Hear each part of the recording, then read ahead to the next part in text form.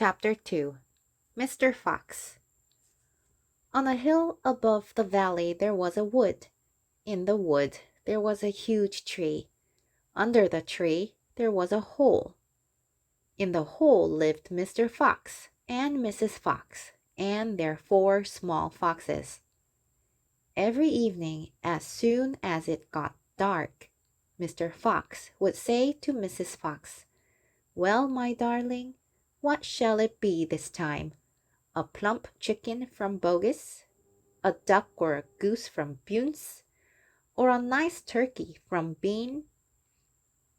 And when Mrs. Fox had told him what she wanted, Mr. Fox would creep down into the valley in the darkness of the night and help himself. Bogus and Bunce and Bean knew very well what was going on, and it made them wild with rage. They were not men who liked to give anything away. Less still did they like anything to be stolen from them. So every night each of them would take his shotgun and hide in a dark place somewhere on his own farm, hoping to catch the robber. But Mr. Fox was too clever for them.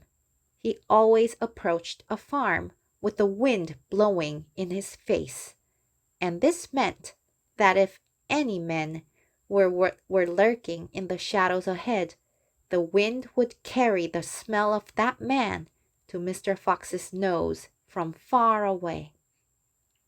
Thus, if Mr. Bogus was hiding behind his chicken house number 1, Mr. Fox would smell him out from 50 yards off and quickly change direction, heading for chicken house number 4 at the other end of the farm. "Dang and blast that lousy beast!" cried Bogus.